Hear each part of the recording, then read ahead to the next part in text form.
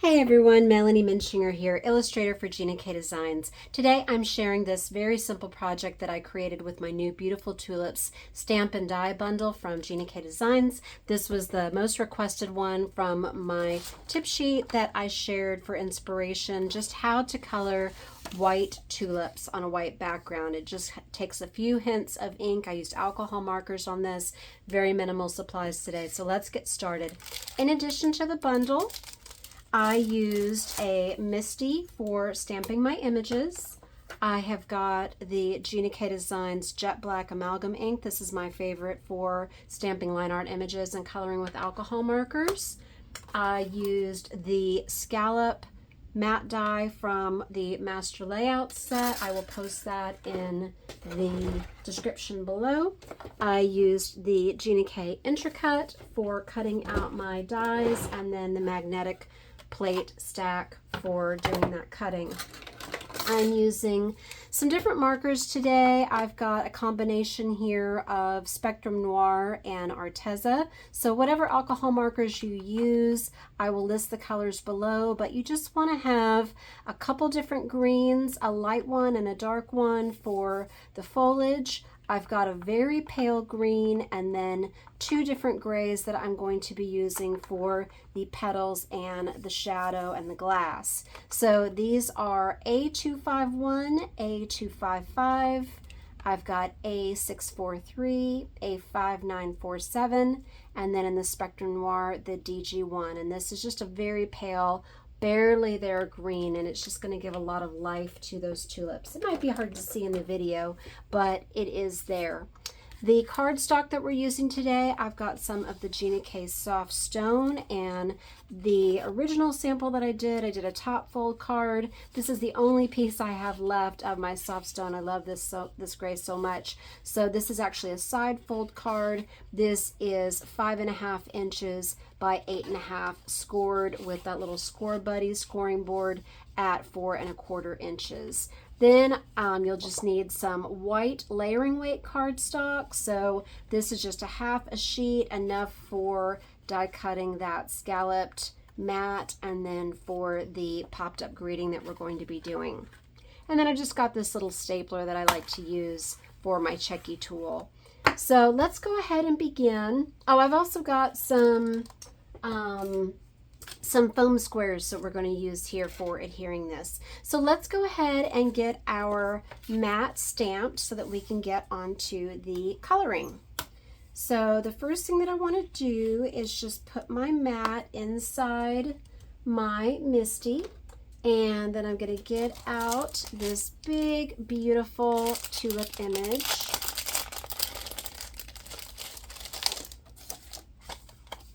Let me know in the comments what you want to see next, whether it's something with this set or another one for my next video. Okay, so see, that just fills up that mat so nicely, and then we're going to layer on our greeting right there. Okay, so we're going to ink up, make sure this is centered here so that you can see it. Forgot to clean my MISTI off before I started recording, so I apologize for all those black streaks on there. Still stamps just as well though. So I'm going to close that and just go all over here. So really get all the details in that image. Okay, so we'll lift that up. And looks like I need some re-inker on my pad. So I'll try to go ahead and just stamp this one more time or two more times. And making sure that I get the edge of that one tulip where I missed a spot. So if you don't have a MISTI yet, you do a lot of stamping, it is well worth the investment, and you're not wasting cardstock or wasting time not picking up the entirety of the detail in your stamp. Let's do it just one more time. And I might go ahead, because I'm stamping this so many times and it's very humid here, it's actually raining out right now, hit this with my heat gun just to make sure that it is completely dry and heat set for my coloring. Okay. All right. And then let's go ahead, while we have our ink pad out, we will go ahead and stamp the die cut for that greeting. So on the original one, I used the On Your Special Day because I think it makes such a nice wedding card. But here I wanted to go ahead and do a Thoughts and Prayers one. And I think that just the purity of those white tulips, that works really well for a sympathy or a get well card, or just anytime somebody needed some encouragement. Just love white flowers. Okay, so we'll put our little die cut inside there. And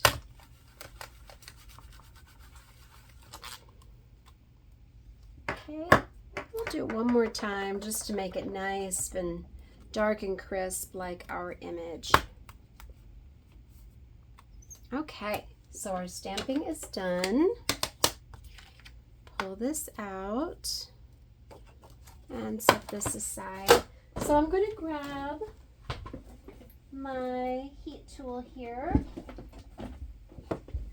just so I don't have any bleeding when I do my coloring.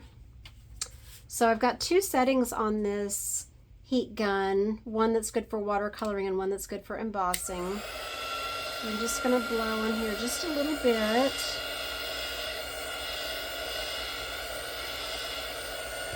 And if you're having any warping, you can turn it over and do the back side, and that tends to flatten it out. Okay, so let's go ahead, and the first thing that I like to do when I do my flowers is to color in the leaves. And this looks a little darker actually than the one that I used on my first sample, but that's okay because you might not have the exact same color. So I'm just filling in all the leaves and all the stems. So I've got 6 flowers here and I've got 6 stems. And if you only have one color green,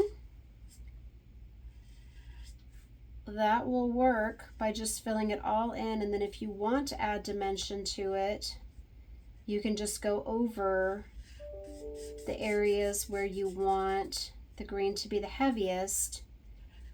And you can see that from where I have the darkest areas in my image to indicate where the shadows are, where those leaves and those stems are overlapping, where the bloom is kind of hanging over the edge, casting a shadow onto that stem. Okay, so there's our main base color for this green. But if you needed to have a darker area, just going over it with just that one same shade will still do it, just by kind of flicking those strokes and tracing over those darker areas.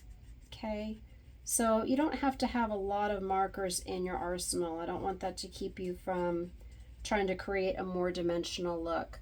But what I want to do, I really want to add a deeper green, and that's just going to give it more of a glow and make those lighter areas even brighter. So what I'm doing is I'm doing just some tip-to-tip coloring here, where I am pulling some of the darker green off onto my lighter marker. So I am holding I always have the lighter marker in the hand that I'm coloring with. So my dominant hand is my right, and I'm just putting this anywhere it overlaps.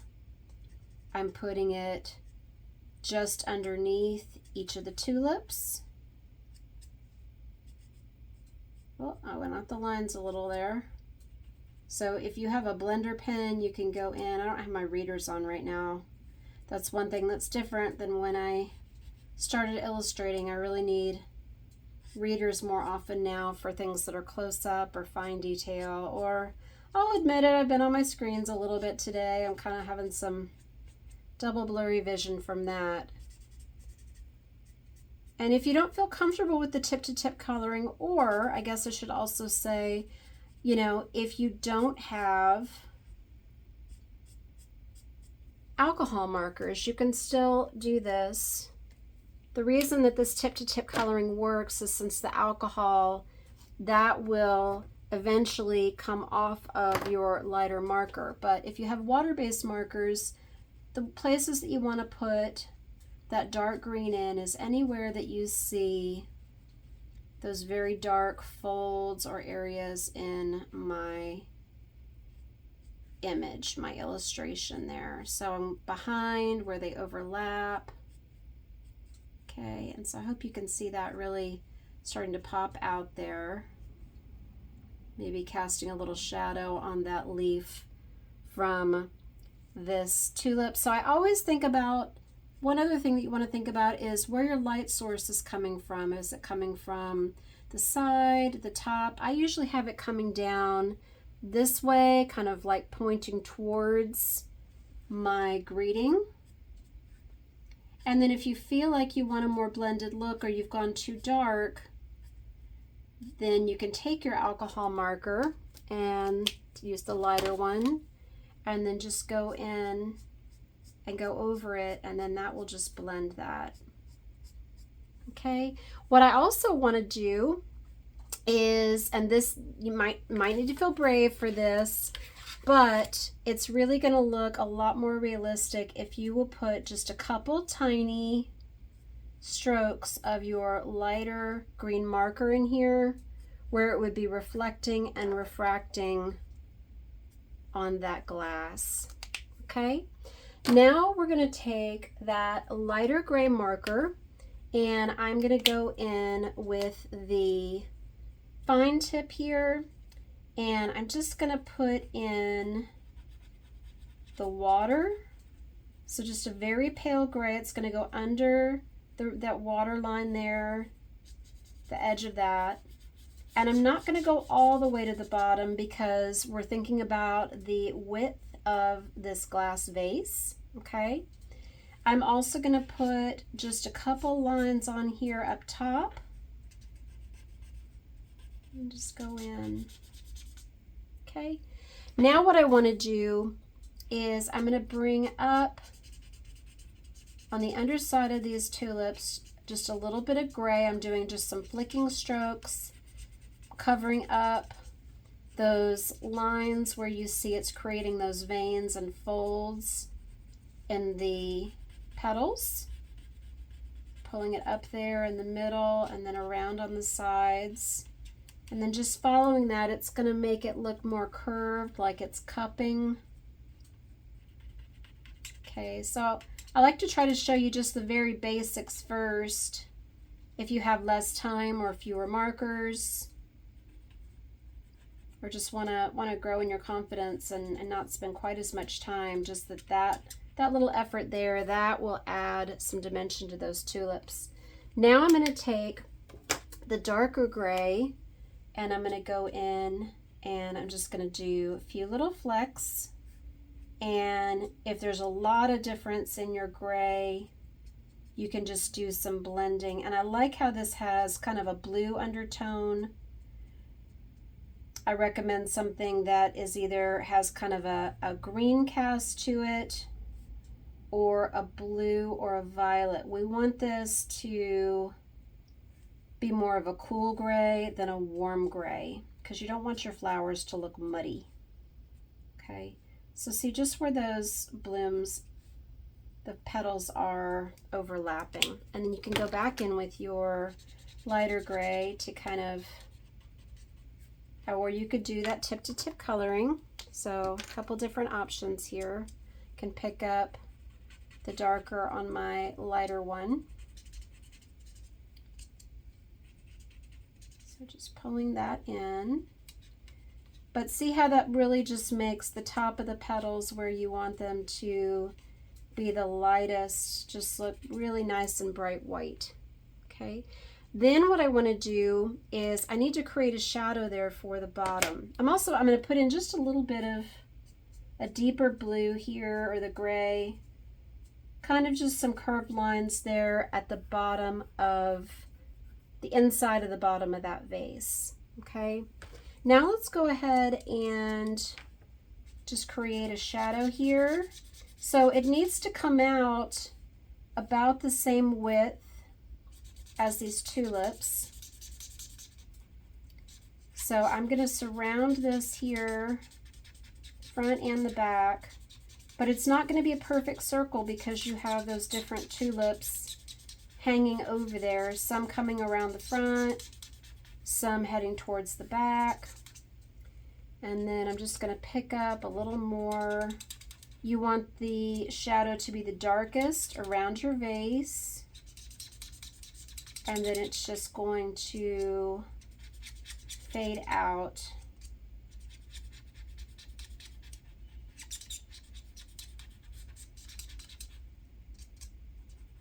Okay. And then I remember I had that lightest green, so it might be hard to see this in the video, but I hope that you can see it. I'm putting in just the tiniest little bit of this pale green there, only where it's connecting with that green stem. So you kind of think about how they're making that chlorophyll there, and it's just kind of an extension of the stem into the flower. And just putting in just that little bit of yellowish pale green just gives it a little bit more life and a little bit more interest to your arrangement. So then the last thing that we would do here is we want to pop up this greeting and then put it on our card base. And I had some little bling here. These are those beautiful little black, silver, and gold dots. I think, where are they? I feel like I just saw them. They're here, but I don't have my little glue handy to attach them. So that was just an idea that I had for how you could add just a little bit of sparkle to this card. And then we'll just put our foam on the corners. And that's it. And if you like to do a little bit more layering, you might want to do some black. That always looks really sharp behind the white to really make that line art stand out. Or maybe even a bit of spring green, or some of the fresh asparagus or grass green would be very pretty too. And then if you wanted to use a different color than the soft stone, then maybe a very pale lemon, that would be really beautiful with this as well. So many different options. So I hope that this was helpful. You can see the depth of the green here. I did something paler here. Really loving how this turned out. But I hope it'll encourage you to just get out your markers or your pencils and where to put down those colors, how easy it is to make something with the beautiful Tulips bundle. It's on sale as of right now, if it's still in stock, for 4th of July, with July 4th in the when you check out of your cart. So thanks so much for watching today. God bless. Bye-bye.